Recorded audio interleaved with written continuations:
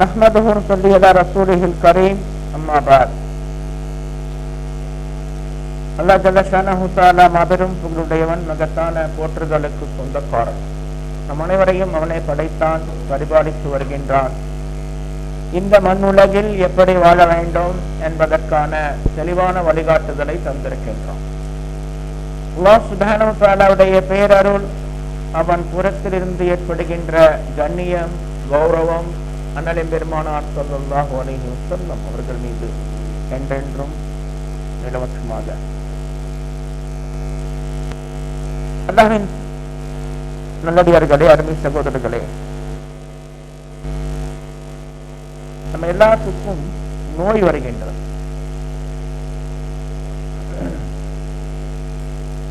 நோயால் பாதிக்கப்படாத மனிதர்கள் உலகத்தில் கிடையாது. நோயற்ற வாழ்வே குறைவற்ற செல்வம் சொல்றாங்க. ஆனால் அது சரியான கருத்து அல்ல, ஷரியத்தின்படி தவறான கருத்து. நோய் எதனால் ஏற்படுகின்றது? நோய்க்கான ஷிஃபா என்ன? நம்ம நோயை பத்தி பார்க்க போறது இல்லை, உள்ளங்களை தாக்கும் நோயை பற்றி தான் பார்க்கிறோம். ஆனா உடலை தாக்குகின்ற நோய்களை பற்றியும் ஷரியாவிடம் ஒரு தெளிவான கருத்து இருக்கின்றது.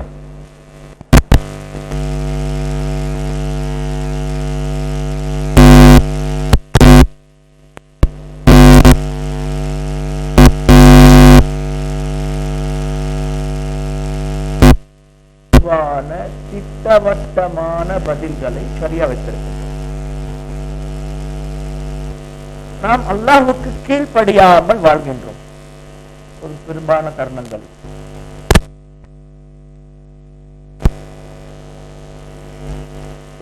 நாம் அல்லாஹ்வுக்கு கீழ்ப்படியாததால் அது ஒரு குற்றமாக ஆகிவிடுகின்றது. அல்லாஹ்வுக்கு கீழ்ப்படியாமல் விட்டீங்கன்றால் அந்த குற்றத்தை போக்குவதற்காக அல்லாஹ் சுப்ஹானஹு வ தஆலா நோய்களை தருகின்றான்.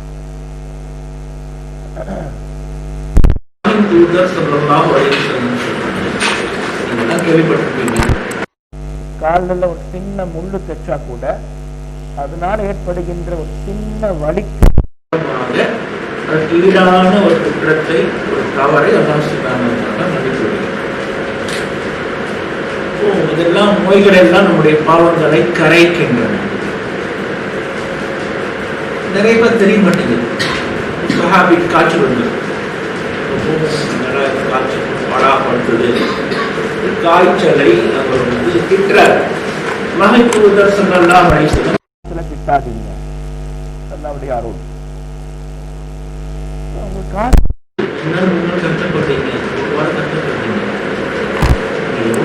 கஷ்டப்பட்டீங்களோ அந்த அளவு உங்களுடைய குற்றங்களின் பட்டியலை காலியாயிடும். உங்கள் வலி, நீங்கள் அனுபவிக்கின்ற வேதனை, அதற்கு ஏற்றாற் பிரகாரம் உங்களுடைய குற்றங்களுடைய பட்டியலில் சில விஷயங்கள் காணாமல் போயிடும். அதனால கழிச்சிருவோம். நோய் என்பது துன்பம் அல்ல, அது அல்லாஹ்வின் புறத்திலிருந்து தரப்படுகின்ற அருள். நோய் என்ற என்ன என்பதை தேடி புரிந்து கொண்டவன் அல்லாஹ்விடத்தில் ஷிஃபாவை கேட்கிறான். நம்ம என்ன பண்றோம்? மக்கள்கிட்ட போய் அழுகுறோம். ஃபேஸ்புக்கில், வாட்ஸ்அப்ல 4 நாளா காய்ச்சல், 5 நாளா காய்ச்சல், உடம்பு சரியில்லை, எனக்காக துவா செய்யுங்க. நோய் வந்து விட்டால் மூமின்கள் என்று தங்களை சொல்லிக் கொள்ளுபவர்கள் பிச்சைக்காரர்களாக மாறிடுறாங்க. வர்றவன், போறவன், ரோட்ல பாக்குறவன், பள்ளிவாசல்ல பாக்குறவன், ஃபேஸ்புக்ல ஃப்ரெண்ட்ஸா இருக்கிறவன் எல்லாத்துக்கும் போய் துவா பிச்சை கேட்கிறான். எனக்காக துவா செய்யுங்க, எனக்காக துவா செய்யுங்க, எனக்காக துவா செய்யுங்க. நம்முடைய ஈமான் எந்த அளவு இருக்குதுனாக்கா, ஒரு நோய் வந்தால் நம்மை அந்த நோய் பிச்சைக்காரர்களாக மாற்றி விடுகின்றது. பள்ளிவாசல் சீட் கொடுக்குறாங்க. ஒவ்வொரு ஜும்மாவிலையும் ஒவ்வொரு பள்ளிவாசல்லையும் அறிவிப்பு செய்வாங்க. இந்த விதியை சேர்ந்த அப்துல் காதருக்கு உடனே சரியில்லாமல் மருத்துவமனையில் அனுமதிக்கப்பட்டுள்ளார், அவருக்காக துவா செய்யுங்க. என் வீட்டில் நான் ரொம்ப ஏழையா இருக்கிறேன், உங்களுக்கு காரியம் எனக்கு ஏதாவது ஹெல்ப் பண்ணுங்க அப்படிங்கிற அந்த சீட்டுகளோட சேர்ந்து இந்த சீட்டும் வருது. நோயினா நம்ம என்னன்னே தெரியல. நோயுடைய மருந்தை தேடிக்கொண்டு நம்ம அங்கு இங்கு அலையிறோம். அந்த டாக்டர்கிட்ட போறோம், அவன் சீப்பா அவங்க பங்கு சரியில்லை, கைராசியா இல்லை, வேற டாக்டர்கிட்ட ஓட்டுறோம். மருந்துன்னா என்ன, ஷிஃபான்னா என்ன, நோயின்னா என்ன, எதை பற்றியுமே இந்த முஸ்லிம்களுக்கு தெரியாது. உலகத்தில் மிகப்பெரிய முட்டாள்கள் குர்ஆனை பின்பற்றுவதாக சொல்லிக் கொண்டிருக்கின்ற இந்த உம்மத்தினர்கள் தான். அல்லாஹ் சுப்ஹானஹு வ தஆலா குர்ஆன்ல 2 விதமான நோய்களை பற்றி குறிப்பிடுகிறார். ஒன்று நம்முடைய உடம்பை தாக்குகின்ற நோய், அதை பற்றியே நமக்கு தெளிவு இல்லை. இன்னொன்று அகத்தை தாக்குகின்ற நோய். அப்படி ஒரு நோய் இருக்குங்கிற மேட்டே நமக்கு தெரியாது. பாருங்க, நம்முடைய அகத்தை தாக்குகின்ற நோய்களை பற்றி நம்ம இன்னைக்காவது யோசிப்போமா? உடம்பு சரியில்லை, உங்களுக்கு உடம்பு சரியில்லை, உங்களுக்கு சுகர் இருக்குது, உங்களுக்கு பிளட் ப்ரெஷர் இருக்குது, உங்களுக்கு தைராய்டு பிரச்சனை இருக்குது, நீங்க பத்தி கூட இருக்கிறீங்க, சொந்தக்காரங்க உடம்பு சரியில்லை, உங்க மனைவிக்கு உடம்பு சரியில்லை, உங்க மனைவியை பெற்றெடுத்த மாமனாருக்கு உடம்பு சரியில்லை, அதையெல்லாம் நம்ம தெரிஞ்சு வச்சுக்கிறோம். அவங்க ஏற்ற பிரகாரம் நடந்துக்கிறோம். நம்முடைய உடம்பையோட சேர்ந்து நம்முடைய அகம், நம்முடைய உள்ளத்தை நோய் தாக்கு. மக்களை பார்த்து பொறாமப்படுறான், மற்றவங்களை பற்றி புறம்பேசிக்கிட்டே இருக்கிறான், வயிறு எறிகிறான், உலக ஆசை அதிகமா இருக்குது, பொம்பளை மீது அவங்க ரொம்ப காமம் ஏற்படுது, அடுத்தவங்க வசதியா இருந்தானத்தை இவங்க ரொம்ப மனசு திரும்பலாம், போய் பேசுறான், ஏமாத்துறான், ஏதாவது கள்ளத்தனம் பண்ணி சம்பாதிக்கலாமா திட்டமிடுறான். இதெல்லாம் உள்ளத்தை பாதிக்கின்ற நோய் தானே. என்னைக்காவது உங்க லைஃப்ல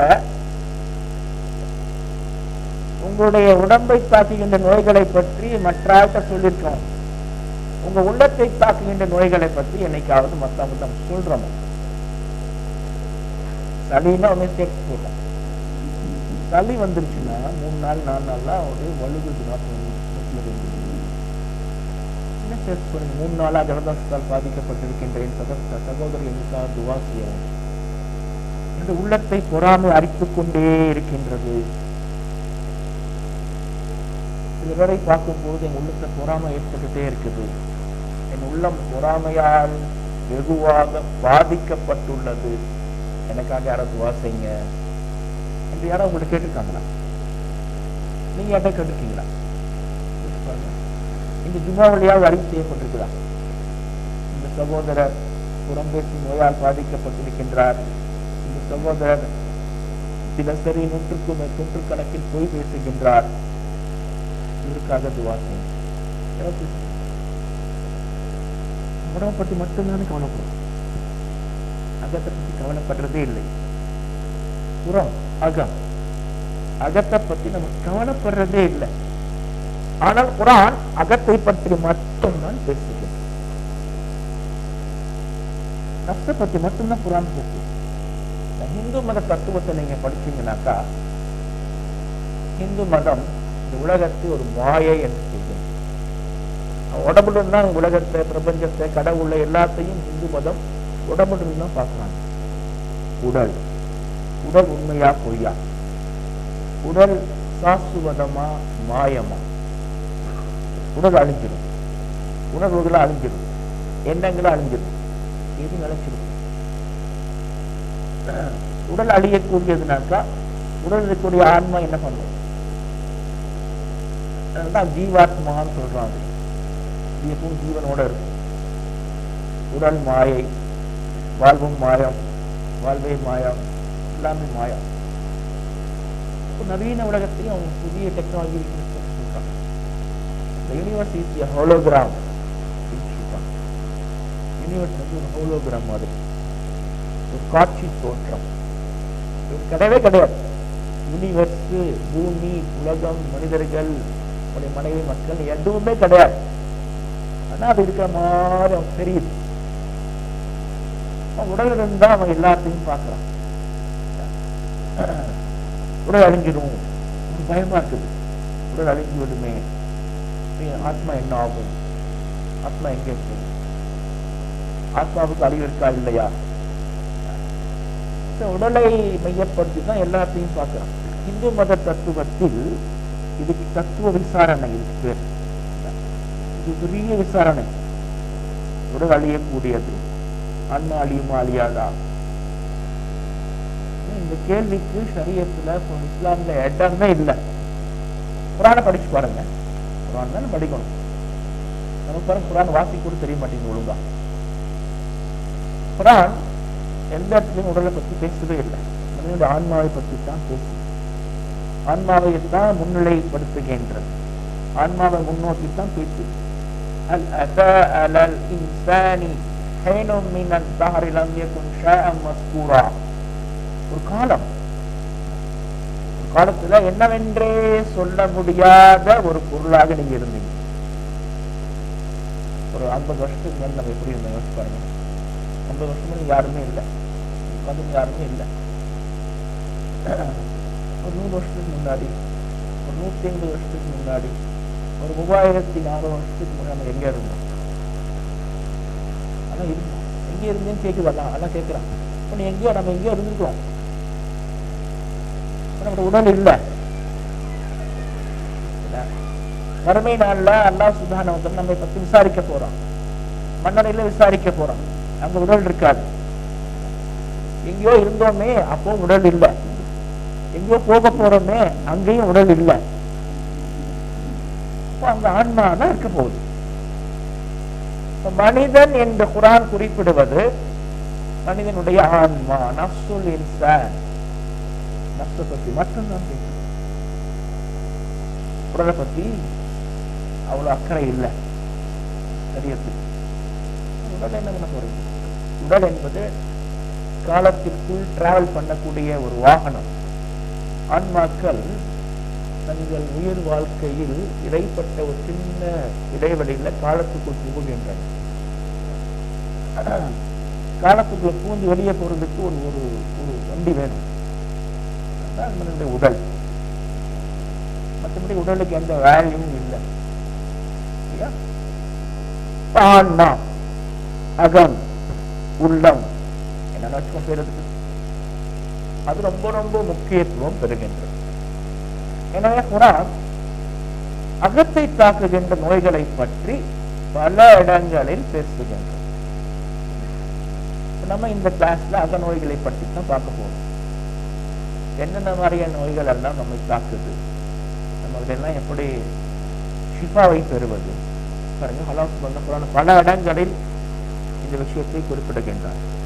சூரத்துல் பக்ரால ஃபீ குலூபிஹிம் மரதுன் ஃபஸாதஹுமுல்லாஹு மரதா, முனாஃபிக்குகளை பற்றி பக்ராவுல 10வது வசனம்.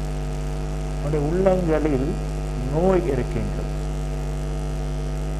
அல்லாஹ் சுப்ஹானஹு வ தஆலா நோய் அதிகப்படுத்திட்டே இருக்கிறார்.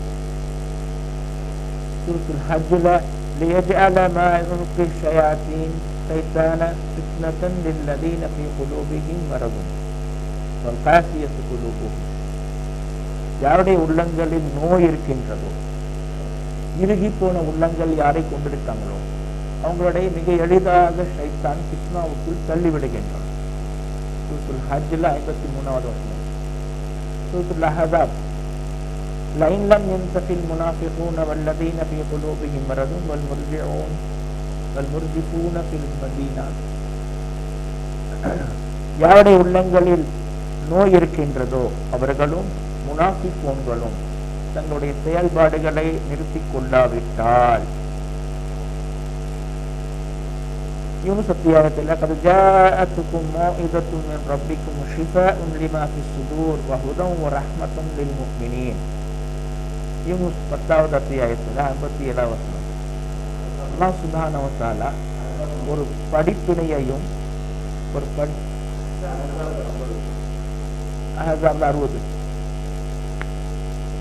அல்லாஹ் சுப்ஹானஹு வ தஆலா ஒரு படிப்பினையையும் உபதேசத்தையும் உள்ளங்களுக்கு ஷிஃபாவாக இருப்பதையும் இறக்கி இருக்கின்றார். உள்ளங்களில் உள்ள நோய்களுக்கு ஷிஃபாவாக இந்த குர்ஆன் திகழ்கின்றது. இஸ்ரா பனி இஸ்ரா அத்தியாயத்தில் 82வது வசனம். وَنُنَزِّلُ مِنَ الْقُرْآنِ مَا هُوَ شِفَاءٌ وَرَحْمَةٌ لِلْمُؤْمِنِينَ. முஃமின்களுக்கு அருளாகவும் நிவாரணமாகவும் இருக்கின்ற விஷயங்களை நாம் அருள் இருக்கின்றோம். தௌபா ويشفي صدور قوم مؤمنين ومذهب الغيظ قلوبهم 14வது வசனம். முஸ்லிம் சமூகத்தின் நெஞ்சங்களுக்கு ஷிஃபாவாக நிவாரணமாக அல்லாஹ் சுப்ஹானஹு வ தஆலா ஜெனத்தில் உள்ளங்களில் நோய் இருக்கின்றது. உள்ளங்களில் நோய் தாக்குகின்றது. உடலை தாக்குகின்ற நோய்கள் என்னென்னலாம் பண்ணுகின்றனவோ அதெல்லாம் ஆன்மாவை தாக்குகின்ற நோய்களும் பண்ணுகின்றன. உடலை தாக்குகின்ற நோய்கள் பாருங்க, நம்முடைய உடலை தாக்கும் நோய்களை 2 பிரிவாக பிரிக்கிறோம். சில நோய்கள் பயங்கரமான நோய்கள், அவை மனிதனுடைய இயல்பை மாற்றி விடுகின்றன, இயல்பையே மாற்றி விடுகின்றன. பெரிய பெரிய நோய்கள் தாக்கினவங்களுக்கு சில விஷயங்கள் பறி போய் விடுகின்றன. கண் பார்வை போயிடுது, திருத்திறன் போயிடுது, கேட்கும் சக்தி இழந்துடுறான், பார்க்கும் சக்தி இழந்துடுறான், நடமாட முடியாத முடங்கி போயிடுறான். இன்னும் ஒரு வகையில பார்த்தீங்கன்னாக்கா அவருடைய சுவையை எல்லாம் நீக்கி விடுகின்றது. நீங்க இனிப்பான விஷயங்கள் பார்த்தா அவங்க கசப்பா இருக்கு, இனிப்பான விஷயங்கள் அவனுக்கு கசப்பா தோணுது, அவனால் சாப்பிட முடியறதில்லை. இயல்பையே மாற்றி விடுகின்றது, அந்த இயல்பை உணரக்கூடிய ஆற்றலை பறித்து விடுகின்றது. இது பெரிய பெரிய நோய்கள். இன்னும் சில நோய்கள் பாருங்க, அவனுடைய இந்த தன்மையெல்லாம் குறைத்து விடும், பறிக்காது, குறைச்சிடும். இந்த உணர்கின்ற திறனை குறைச்சிடும், சாப்பிட முடியாது, குறைவா சாப்பிடுவீங்க, தன்மையை குறைத்து விடுகின்றது. ஒன்று, சில விஷயங்களை சில நோய்கள் பறித்து விடுகின்றன, சில விஷயங்களை குறைத்து விடுகின்றன. 2 வகையான பண்புகளும் நோய்களுக்கு இருக்கு. இந்த பாருங்க, 2 விதமான பண்புகளும் நோய்களுக்கு இருக்கு. இந்த நோய்களுக்கு ஏற்ற பிரகாரம் நம்ம மருந்து எடுத்துக்கிறோம். சில நோய்கள் சித்த வைத்தியம் பார்த்தீங்கன்னாக்கா, ஹோமியோபதி சித்த வைத்தியம் சொன்னாக்கா நோய்களை தரம் பிரிக்கலாம். இது சூடான நோய்கள், குளிர்ச்சியான நோய்கள், சூடு சேர்க்கக்கூடாது, குளிர்ச்சி சேர்க்கக்கூடாது, சிக்கனம் இல்லையா. ஒருத்தருக்கு நோய் தாக்கப்பட்டிருக்குது, அவர் சூடான பொருட்களை எடுத்துக்கூடக்கூடாது. அப்ப எடுத்துட்டா என்ன ஆகும், எடுத்துட்டாங்கக்கா அவர் நோய் இன்னும் அதிகரிக்கும், நோய் இன்னும் அதிகரிக்கும். அதுக்கு மருந்து கொடுக்குறாங்க. மருந்து எப்படிலாம் கொடுக்குறாங்க பாருங்க. அந்த நோய் சில விஷயங்களை குறைத்திருந்தால் அந்த நோயை போக்கி வலுப்படுத்தக்கூடிய ஸ்ட்ரென்த் பண்ணக்கூடிய விஷயங்களை கொடுக்குறாங்க. நோயின் தீவிரத்தை குறைக்கணும், உடல் நலத்தை கூட்டணும். இதுதான் மருந்துடைய வேலை. நோயின் தீவிரத்தை குறைக்கணும், உடல் நலத்தை கூட்டணும். இது மருந்துடைய வேலை. சில மருந்துகள் மூலமாக உடல் நலத்தை கூட்டணும். சில உணவுகளை தவிர்த்துருங்க, பத்தியமா இருங்க, சாப்பிடாதீங்க, கோழிக்கறி சாப்பிடாதீங்க, கருவாடு சாப்பிடாதீங்க, புளி எடுத்துக்காதீங்க, கத்திரிக்காய் சாப்பிடாதீங்க. சில பத்தியங்களை இதெல்லாம் முறையா பண்ணாதான் அதெல்லாம் உடல் நோயுடைய தீவிரம் எல்லாம் குறைஞ்சி உடல் வலுவடையும். மருத்துவம் ஒருத்தர் நல்ல ஆரோக்கியமா இருக்கிறார், அவர் சில விஷயங்களை சாப்பிடுறாரு. இன்னொருத்தர் நோயால பாதிக்கப்பட்டிருக்கிறார். 2 பேரும் உண்டாயிடுவாங்களா? இவர் என்ன விஷயங்கள் சாப்பிடுறாரோ அதெல்லாம் அவர் சாப்பிடக்கூடாது. சாப்பிட்டா என்ன ஆகும், நோயுடைய தீவிரம் அதிகரிக்கும். நோய் அதிகமாயிட்டே இருக்கு. சில விஷயங்களை நாம் எடுத்துக்கொண்டால் நோய் அதிகரிக்கும், நோயுடைய தன்மை கூடுதலாயிட்டே போகும். ரொம்ப கேர்ஃபுல்லா இருக்கணும். ஒரு நோயாளியும் ஒரு நோயற்ற மனிதரும் ஒரே போல காணப்பட்டாலும் 2 பேர் தன்மைகளும் வேற வேற. இதெல்லாம் பொதுவா நம்ம பார்க்கிறோம் நோய்கள்ல. ஆன்ம நோய்களுக்கும் இந்த எல்லா அம்சங்களும் பொருந்தும். ஆன்ம நோய்களுக்கும் இந்த எல்லா அம்சங்களும். சில விதமான நோய்கள் மனிதனுடைய இயல்பை மாற்றி விடுகின்றன. என்ன ஆன்மாவுடைய இயல்பு? சிந்திக்கும் இயல்பு. சிந்திக்குது, பார்க்குது, விஷயங்களை எடை போடுகின்றது.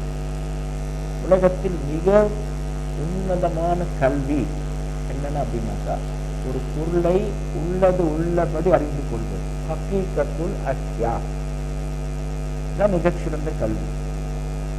உலகம்னா என்ன, மனிதன்னா என்ன, உறவுனா என்ன, கடவுள்னா என்ன, சிந்தனைன்னா என்ன, குரான்னா என்ன, உடைனா என்ன, எல்லா விஷயங்களை பற்றியும் தெளிவான சிந்தனை, தெளிவான பார்வை, தெளிவான கண்ணோட்டம். ஆன்மாவை ஒரு நோய் தாக்குகின்றது என்றால், அது கடுமையான நோயாக இருந்தால், உடலை தாக்குகின்ற கடுமையான நோய் இயல்பை எல்லாம் மாற்றுவதை போல, சில அம்சங்களை எல்லாம் பறித்து விடுவதை போல, இதுவும் இயல்பை மாற்றி விடுகின்றது. சிந்திக்கும் இயல்பை மாற்றி விடுகின்றது. அவனுடைய சிந்தனை கோளாறா மாறிட்டு தாறுமாறா யோசிக்கிறான், தப்பு தப்பா பார்க்கிறான். எது ஹக்கு, எது ஹக்கோ அது அவன் பார்வையில் ஹக்கா தென்படுவதில்லை. அது அவனுக்கு பாத்திலா காட்டுகிறது. சுவையான பொருள் நோயால் பாதிக்கப்பட்டவனுக்கு கசப்பா இருக்கு. அந்த மாதிரி இவனை ஹக்க பார்த்தா இவனுக்கு பாத்திலா தெரியுது. பாத்திலா பார்த்தா குடிச்சு போகுது. சிந்தனை மாறிடுச்சு. அல்லாஹ் சொல்றான், இந்த குரான் பல பேருக்கு ஹிதாயத்தா இருக்கு, வழிகாட்டுதலா இருக்கு. பல பேர்களை வழி கேட்டில் தள்ளுகிறது, வழி தவற வைக்கின்றது. பாருங்க, ஒருத்தனுக்கு ஹிதாயத்தா இருக்கின்ற ஒரு விஷயம் இன்னொருத்தனுக்கு எப்படி வழிகட மாறும். எல்லா மக்களுக்கும் நேர்வழி காட்டும் என்றால் ஏன் சிலருக்கு மட்டும் நேர்வழி காட்டுவதில்லை? ஒரு பொருள் நீங்க சாப்பிடுறீங்க, உங்களுக்கு பயங்கர ஹெல்த்தியா இருக்கு, உங்களுக்கு பூஸ்ட் ஆயிடுறீங்க. ஆனா அந்த பொருளை இன்னொரு நோயால் பாதிக்கப்பட்டவர் சாப்பிட்டா மடுவுக்குள்ள உண்டுறாரு இல்லையா? பொருளை சாப்பிடுறத விடுங்க, நீங்க குளிர்காலத்துக்கு உழு பண்றீங்க, இதுல தண்ணி உழு பண்றீங்க, போயிட்டீங்க, உடம்புல அப்படியே முடங்கு கிடக்கும். அப்படியே பொருளை கொடுத்துட்டு மெதுவாக செய்து வரலாம். நல்லா தண்ணி சுற்றி சுட நல்லா கொதிக்க வச்சு கொதிக்கிற தண்ணியில உது பண்றான், மெதுவாக உது பண்றான். உது பண்ண முடியல, அதுவும் முடியலன்னாக்கா தயமம் பண்ணிக்கிறான். தயமம் பண்ண வேண்டிய நிலையில் இருக்கிற ஒரு நோயாளி உங்களை பார்த்து குளிர்ந்த நீரில் உதவு செய்த என்ன ஆகும்? செத்தே போயிடுவோம், செத்தே போயிடுவோம். அறிவு சிந்திக்கும் இயல்பை சில நோய்கள் மாற்றுகின்றன. மாற்றிடு. குளிர்ந்த தண்ணி ஒருத்தனுக்கு ரொம்ப சூப்பரா இருக்கு, இன்னொருத்தனை கொலை பண்ணிடுது. வழிகாட்டுகின்ற உலக மக்களுக்கு எல்லாம் வழிகாட்டுகின்ற குரான் சில பேரைகளை கொண்டு போய் நரகத்தில் தள்ளி விடுகின்ற குரான் தவறல்ல. அவருடைய ஆன்ம நோயால் பாதிக்கப்பட்டு அவருடைய இயல்பெல்லாம் மாறி போயிடுச்சு. தாறுமாறாக தப்பு தப்பா யோசிக்க ஆரம்பிச்சிடலாம்.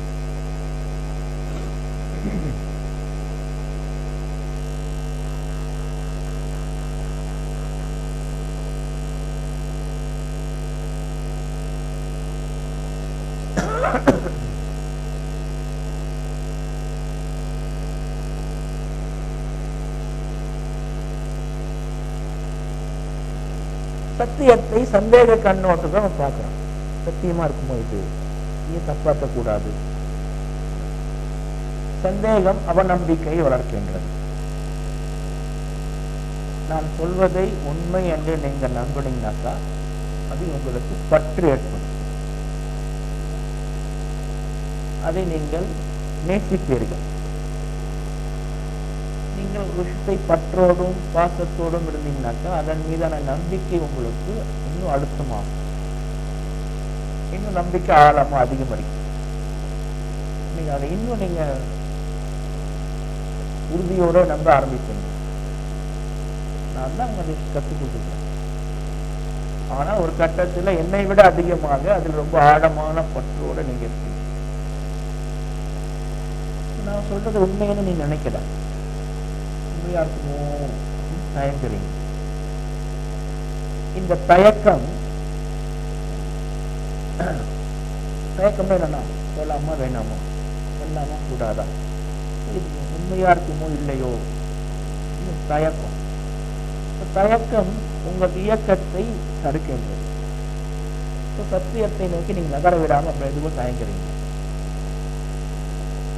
இந்த தயக்கம் கொஞ்சம் கூடுதலாகுது.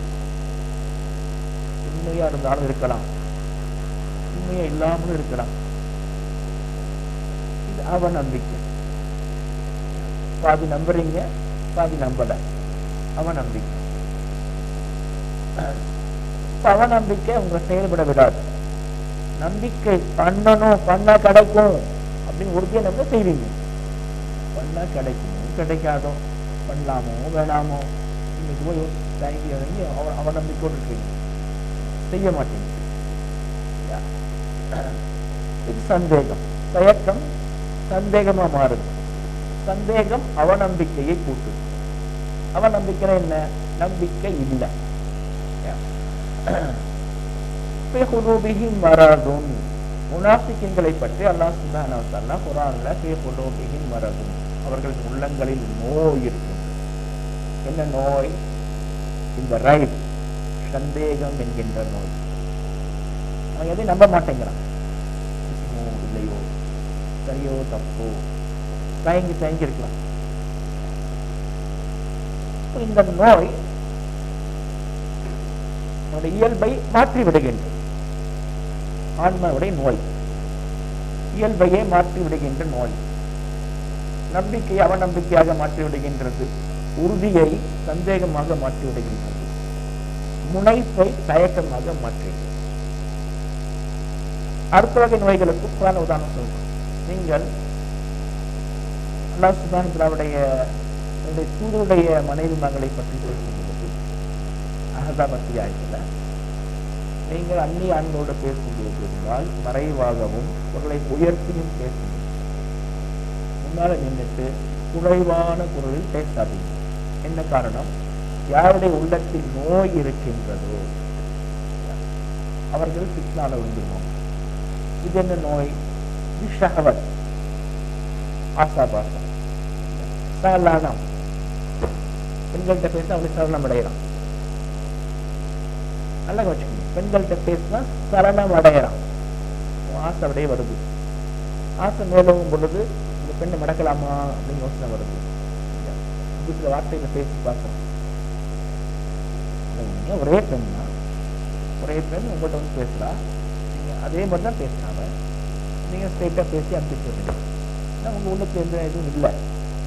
இன்னொரு பேசுறான், அவன் அப்படியே இடிச்சு பேசுறான், இந்த எக்ஸ்ட்ரா வார்த்தைகளை போட்டு பேசுறான்.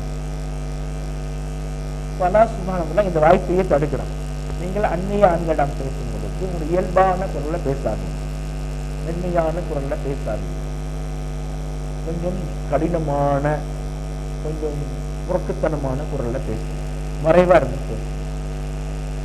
இது ஒரு நோய்.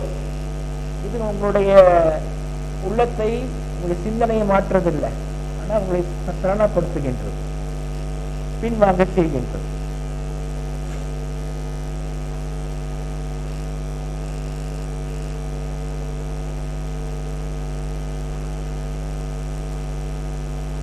அறியாமை ஒரு வகையான நோய். அறியாமை ஒரு வகையான நோய், ஜஹல். அறிவு என்பதே ஒரு விஷயங்களுடைய மெய்நிலையை அறிந்து கொள்வதுதான். ஒவ்வொன்றும் என்ன உலகத்தை பற்றி அல்லாஹ் சுப்ஹானஹு வ தஆலாவுடைய அல்லாஹ்விடத்தில் இந்த உலகமும் இந்த உலகத்தில் உள்ள பொருட்களும் ஒரு கொசுவின் ரெக்கைக்கு சமமானது அல்ல. The value of the whole world is not equal to கொசுவின் ரெக்கை. அது கூட சமமா கிடையாது. அப்படி இருந்திருந்தால், அதாவது இந்த உலகத்தையும் உலகத்தினுடைய எல்லா பொருட்களையும் கொசுவின் ரெக்கைக்கு சமமாக அல்லாஹ் கருதினால் எந்த காபிருக்கும் எதுவும் கொடுத்திருக்க மாட்டான். எனக்கு உலகம் கிடைக்குது, உலகம் கிடைக்கல. ஈமான் கொண்டவன், விஷயத்தை முழுமையாக புரிந்து கொண்டவன், தன்னிடம் கொடுக்கப்படாத உலக செல்வத்தை பற்றி அவன் கவலைப்படுவதே இல்லை. அது மேட்ரே இல்லை. அல்லா சும்மா சொன்னார், ஆனால் யோசிச்சு பாருங்க, அல்லாஹ் தன்னுடைய தூதர் ஸல்லல்லாஹு அலைஹி வஸல்லம் உலகத்துக்கு இருக்கவே இல்லை. உலகம் வந்து போயிட்டு தான் இருந்துச்சு. யோசிச்சு பாருங்க, அவங்க ஒரு நல்ல கண்ணியமான கௌரவமான வாழ்க்கை வாழ்ந்துட்டு நாடி இருந்தாங்கனாக்கா முடிஞ்சிருக்குன்னு முடிஞ்சாருக்காரு. ஒரு நல்ல வீடு கட்டியிருந்துருக்கலாம்ல, நல்ல வாரம் வச்சுருந்துருக்கலாம்ல, 3 வேளையும் ஒரு நார்மலான சாப்பாடு சாப்பிட்டுருக்கலாம்ல. ஆனால் மதீனாவோட ஆண்டுட்டு இருக்காங்க, செல்வம் பைத்துல் வந்து போய்கிட்டே இருக்கு. ஆனால் அவங்க வாழவே இல்லை. மிக சின்ன ஒரு சின்ன வீட்டில் வாழ்ந்துருக்காங்க, கடைசி அங்கே தான் இருந்திருக்காங்க. ஆனால் வச்சு பாருங்க, அந்த வீட்டுல அன்னை ஆயிஷா ரலியல்லாஹு அன்ஹா அவங்களுடைய வீட்டுல அல்லாஹ்வின் தூதர் அடக்கப்படுறாங்க, அபூபக்கர் அடக்கப்படுறாங்க, அடுத்து உமர் அடக்கப்படுறாங்க. 3 பேர் அடக்கம் பண்றதுக்கு தான் அது வீடு அளவு. அதுதான் யாரும் இருக்க முடியாது. 3 பேர் படுக்கணும். அல்லாஹ்வின் தூதர் ஸல்லல்லாஹு அலைஹி வஸல்லம் அவர்கள் இரவு நேரத்தில் எழுந்து தஹஜ்ஜுத் தொழுகும் பொழுது, சஜ்தா பண்ணும் பொழுது கையை தொடுவாங்க. அன்னை ஆயிஷா ரலியல்லாஹு அன்ஹா காலை விழுத்துக்குவாங்க. சஜ்தா பண்ற இடத்துல கால் நீட்டி படுத்திருப்பாங்க. அவ்வளவுதான் இடம். இப்படி படுத்திருக்கா இடம் இப்படி தொழுகிறாரு. சஜ்தா பண்ணும்போது காலை விழுத்துக்கிறாங்க, சஜ்தா பண்ணி முடிச்சுட்டு காலை நீட்டிக்கிறாங்க. வழி இல்லை. அல்லாஹ் சுப்ஹானஹு வ தஆலா தன்னுடைய தூதருக்கு உலகத்தை கொடுத்தார். அல்லாஹ்விடத்தில் எதெல்லாம் மதிப்புக்கு மிகுந்ததோ அதை எதெல்லாம் பயங்கரமான வேல்யூபிள் நினைச்சானோ, ஈமான், தக்வா, தவக்குல், ரஜா, அஹ்லாக், பண்புகள், எந்த ஒழுக்கங்கள், விட முடியாத மாண்புகள், ஈமானிய பேரொழி, அல்லாஹ்வுக்கு பயங்கர வேல்யூ. அதான் அல்லாஹ் வந்து அள்ளி அள்ளி கொடுத்துருங்க. பாருங்க, ஈமான்ல, தக்வால, தவக்குல்ல, அஹ்லாக்ல அல்லாஹ்வின் தூதரை விட மிகப்பெரிய பணக்கார உலகத்தை இருக்காங்க. அல்லாஹுடைய பார்வையில் அல்லாஹ்வின் தூதர் முஹம்மது ஸல்லல்லாஹு அலைஹி வஸல்லம் உலகத்தில் மிகப்பெரிய செல்வங்கள். செல்வம் என்று அல்லாஹ் எதை நினைக்கின்றானோ அது அவங்கள கொட்டி கிடக்கும். கொசுவின் ரெக்கைக்கு கூட சமமாக அல்லாஹ் எதையும் மதிக்கலையோ அதே அல்லாஹ் தன்னுடைய தூதருக்கு கொடுக்கவே இல்லை. அல்லாஹ்வின் தூதர் ஸல்லல்லாஹு அலைஹி வஸல்லம் அவர்களுக்கு அல்லாஹ் சுப்ஹானஹு வ தஆலா ஒரு கன்னி பெண்ணை மனைவியாக கொடுக்கல, ஒரு விதவை பெண்ணை தான் மனைவியாக கொடுத்தார். அல்லாஹ்வின் வாழ்க்கை ஒரே கல்யாணம் தான். 2வது கல்யாணம் பண்ணும்போது அல்லாஹ்வின் தூதருக்கு வயசு 52. அதெல்லாம் கணக்கில் சேர்த்தே கிடையாது. ஒரு மனைவியோட வாழ்க்கை நடத்திருக்காங்க 25 வருஷம். 25 வருஷம் ஒரே மனைவியோட, தன்னை விட 15 வயது மூத்த ஒரு பெண்மணியோட. இன்னும் பாருங்க, உடல் கருத்தில் கொள்ளவே இல்லை. அந்த ஆன்மா தான் முக்கியம். அந்த ஆன்மாவை மட்டும்தான் பார்க்கிறாங்க. அல்லாஹ்வின் தூதருக்கு சூட்டபுளான ஆன்மா அன்னை ஹதீஜா அவங்கள்ட்ட இருக்கு. அவங்க எல்லாம் பார்க்கவே இல்லை. நாம் யார் கன்னி பெண்ணுன்னு நம்ம நினைக்கிறோமோ, அழகான பொண்ணு, அம்சமான பொண்ணு, அந்த மாதிரி பொண்ணு அல்லாஹ்வின் தூதருக்கு அல்லாஹ் கொடுக்கவே இல்லை. சரியா? ஒரு விஷயத்தை உள்ளது உள்ளபடி விளங்கிக் கொள்வதுதான் ஞானம். உலகம் என்பதை நாம் தெரிந்து கொண்டால் நம்ம இல்லாதவற்றை பற்றி சிந்திக்க மாட்டோம். நம்ம எது தேவை என்பதில் தெளிவாக இருக்கும். எது தேவை என்பதில் நாம் தெளிவாக இருக்கும். ஒருத்தர் துவா பண்றார், லோகர் தொழுகை முடிச்ச பிறகு ஒருத்தர் துவா பண்ணிருக்கார். சரி, பள்ளிவாசல் ஒரு 57 பேர் தொழுகிறாங்க. இந்த 57 பேரும் ஒரு 3 நிமிஷம் துவா பண்றாங்க. இந்த எல்லா துவாக்களையும் நீங்க அப்படியே கலெக்ட் பண்ணுங்க. ஒவ்வொருத்தரும் என்னென்னலாம் கேட்கறாங்க. நல்லா அப்ப இவங்களுக்குலாம் அறிவு இருக்கா இல்லையா நம்ம தெரிஞ்சுக்கிறோம். இந்த 3 நிமிஷம் ஒரு துவா கேட்கிறாரு. இந்த 3 நிமிஷம் கேட்கிற துவாவில் 80% உலகத்தை பத்தா இருக்கும்.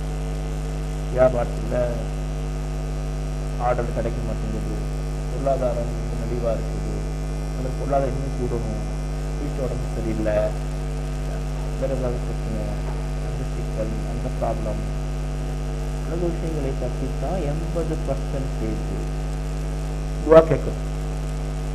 மறுமைக்கு மன்னரைக்கு எல்லாம் மன்னிச்சிருக்காருல, அந்த குற்றங்களை மன்னிச்சிருக்காரான்ட்டு அது சும்மா ஒரு சைடு கொடுத்து எது நமக்கு தேவை என்பதிலேயே நமக்கு தெளிவு இல்லை. எதை கேட்கணும்னு நமக்கு தெரியறது இல்லை, அறிவு இல்லை. பார்த்தீங்களா, உலகத்தில் அறிவு இல்லாத மூடர் கூட்டமாக முஸ்லிம்கள் இருக்கிறாங்க. அறிவே இவருக்கு இல்லை. எதை கேட்கணும், எதை கேட்கக்கூடாது, எது நமக்கு வேணும், எது நமக்கு வேண்டாம் என்பதை பற்றி கூட தெரியவே இல்லை. இது ஒரு வகையான ஆன்ம நோய் என்று சரியா சொல்லி, ஆன்ம நோய், தெரியாமை, அது ஜெஹல். உங்களால் உலகத்தை விளங்கவே முடியாது. இன்ன அக்ரமக்கும் இந்தல்லாஹி அத்காக்கும், அல்லாஹ்விடத்தில் உங்களில் மிகச் சிறந்தவர், மதிப்புக்கு உரியவர் யார் என்றால், உங்களில் யார் அல்லாஹ்வுக்கு மிக அதிகமாக பயப்படுகின்றாரோ. நம்மளுடைய உம்மத்தில் யார் தக்வாவோடு இருக்கின்றாரோ அவங்க வந்து அல்லாஹ்விட்ட ரொம்பவும் மதிப்புக்குரிய ஒரு நபர். உங்களுக்கு தெரிந்து ஏதாவது ஒரு பள்ளிவாசல்ல அல்லாஹ்வுக்கு பயப்படுகின்ற, தக்வாவின் அடிப்படையில் வாழ்க்கையில் அமைத்துக் கொண்டிருக்கின்ற ஒரு சராசரி ஏழை நபர் பள்ளிவாசல் தலைவராகவோ பள்ளிவாசல் செக்ரட்டரியாகவோ இருக்கிறாங்களா? தமிழ்நாட்டில் ஒரு 20,000 22,000 பள்ளிவாசல் தமிழ்நாட்டில் இருக்கு. 20,000 பள்ளிவாசல்லையும் தலைவர்களாக முத்தவள்ளிகளாக யார் இருக்காங்க? அல்லாஹ்வுக்கு மதிப்பு கொடுக்குறான். அல்லாஹ் இவனுக்கு மதிப்பு கொடுக்குறான் அப்படிங்கிறது அவனுக்கு தெரிய மாட்டேங்குது. அல்லாஹ்வுக்கு மதிக்கிறதே இல்லை, மனுஷனா அப்படின்னு பார்க்கறான். ஆனா அவனுக்கு போய் கொண்டாடும். மிகப்பெரிய அறியாமை. யாரை மதிக்கணும், யாரை மதிக்க கூடாது, யாருக்கு வேல்யூ கொடுக்கணும், யாருக்கு வேல்யூ கொடுக்க கூடாது, எதுவுமே நமக்கு தெரியும். இதுக்கு என்ன வியாதி? குர்ஆனுடைய அறிவு யாருக்கிட்ட இருக்கோ அவர்கிட்ட போய் கேளுங்க. குர்ஆன் எதுக்கெல்லாம் வேல்யூ கொடுக்குது, குர்ஆன் எதுக்கெல்லாம் வேல்யூ கொடுக்கல என்பதை நீங்க தெரிஞ்சுக்கணும். நமக்கு ஒரு விஷயம் தெரியவில்லை என்றால் நாம் போய் கேட்க வேண்டும். கேட்கணும். யார்கிட்ட கேட்கணும்? யாருக்கு மாரிஃபத் இருக்கின்றதோ அவங்கள்ட்ட போய் கேட்கணும். அவங்க விளங்கிக்கணும். விளங்கவில்லை என்றால் அறியாமை என்பது இருள், இருள்ல மூழ்கி கிடக்கும். அறிவு என்பது ஒளி. நீங்க ஒரு இடத்துக்கு போறீங்க, ஒரு காட்டு, அடர்த்தியான காடு, சாயந்தரம் நேரத்துல போறீங்க, இருட்டு, உள்ள என்ன இருக்கு என்ன இல்லை ஒண்ணுமே தெரியல. இது அறியாமை, இருள். இருளுக்கு போறீங்க, அந்த காட்டப்படி எதுவுமே தெரியாது. சரியா வெளிச்சத்தோட போங்க, வெளிச்சத்தோட போங்க. வெளிச்சத்துக்கு போனா என்னன்னு தெரியும். இங்க இருக்கு, இங்க இல்லை, இங்க பாதை இருக்கு, இங்க குழி இருக்குது, இங்க பாம்பு படுத்து இருக்குது, இங்க ஏதோ குழிக்கு ஒரு கடம் இருக்கு, இந்த வழியா போகக்கூடாது, பார்த்து பார்த்து நீங்க போறீங்க. வெளிச்சம் உங்களுக்கு வழிகாட்டுகின்றது. வெளிச்சத்தை வாங்கிக்கணும். ஒரு விஷயம் உங்களுக்கு தெரியவில்லை என்றால் அறிவை நீங்கள் பெற்றுக்கொள்ளுங்கள். சஹாபாக்கள் ஒரு இடத்துல போயிருந்தாங்க, ஒரு குழுவாக. அதில் வந்து உடம்பு சரியில்லை, ரொம்பவும் பலகீனமாயிட்டாரு, வீக் ஆயிட்டாரு. திடீர்னு ஒரு நாள் இரவுல வந்து அவரை குளிக்க கடமை ஆயிடுச்சு. காலையில் குளிக்கணும், அவரை குளிக்க முடியாது, மோசமான கண்டிஷன் இருக்காரு. அப்போ அவர் மற்ற சஹாபாக்கிட்ட கேட்கிறாரு, நான் குளிக்க முடியாதுப்பா, குளிக்க ஏதோ ஆயிடும், நல்லா தெரிஞ்சு குளிக்க ஏதோ ஆயிடும், நான் வேணா டைமும் பண்ணிக்கவா? மற்ற சஹாபாக்கள் எல்லாம் அப்ஜெக்ஷன் பண்றாங்க. அவங்க சரியா தெரியல டைமும் பண்ணலாமா கூடாதான் அப்படின்னு. தண்ணி இருக்கு, தண்ணி இருக்கு, தண்ணி இல்லை கிடைக்கலைனால்தான் டைமும் பண்ணணும். தண்ணி தான் இருக்கே, டைமும் பண்ணாத, குளிச்சுட்டு ஒன்றும் ஆகாது. அவர் குளிச்சுட்டார். குளிச்சு உடனே நோய் அதிகமாயிடுச்சு, நடுங்க ஆரம்பிச்சு. அவங்க கிளம்பி திரும்பவும் முதலாம் சேர்றதுக்குள்ளேயே அவர் வஃபாத் ஆயிட்டார். உயிர் பறி போகுது. அல்லாஹ்வின் தூதர் ஸல்லல்லாஹு அலைஹி வஸல்லம் மேட்டர் சொல்றாங்க. அல்லாஹ்வின் தூதருக்கு பயங்கரம் வந்து, நீங்கள் தான் அவர்களை கொன்றீர்கள், நீங்கள் தான் அவரை கொன்னீங்க.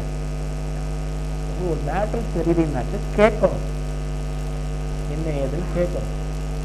கேட்காம யாரும் கொண்டு செய்யணும். அறியாமை என்பது ஒரு நோய். அல்லாஹ் சொல்றாங்க, அறியாமை என்பது ஒரு நோய். கேள்விதான் அதற்கான ஷிஃபா, அதற்கான மருந்து. கேட்பதுதான் மருந்து. ஓகே, நீ பேசாம இரு, டைம் பண்ணி சொல்லிருக்கோம், நல்லா பதில் கேட்கலாம், தப்பா தான் மன்னிப்பு கேட்டுக்கலாம், பண்ணிக்கலாம். அவர் அப்படியே நீ கூட்டு வந்துருக்கோம். நீங்க என்கிட்ட கேட்டுட்டு நீங்க முடிவெடுத்துருக்கணும். நீங்களா ஒரு முடிவெடுத்து அவர் முன்னுட்டீங்க. அறியாமை என்பது ஒரு நோய், கேள்வி என்பது அதற்கான மருந்து. இந்த வகுப்புல உள்ளங்களை தாக்குகின்ற ஒவ்வொரு நோயை பற்றியும் நாம் பார்க்க போறோம். அவநம்பிக்கை எப்படி வருது, ஒரு விஷயத்தை நம்பாம நம்ம ஏன் பின் வாங்குறோம், உள்ளத்தில் விபச்சாரத்தின் மீதான ஆசை, அந்நிய பெண்கள் மீதான ஆசை, பொருளாசை, மண்ணாசை, பொன்னாசை எல்லாம் ஏற்பட்டு நம்ம ஏன் புறம் பேசுறோம், நம்ம ஏன் பொறாமப்படுறோம், இந்த மாதிரி வியாதிகளுக்கெல்லாம் என்ன சரியான மருந்து என்ன, எல்லாம் சொல்லான காட்டுறது நம்ம எப்படி தெளிவான தூய்மையான சுத்தமான ஆன்மாவை பெற்றுக் கொள்வது போன்ற எல்லா விஷயங்களையும் இன்ஷா அல்லாஹ் அடுத்தடுத்த வகுப்புகளில் பார்ப்போம். ஆகியோடு அல்ஹம்துலில்லாஹி ரப்பில் ஆலமீன். ஹாதா மா இன்தி வ லா இல்ம இல்லா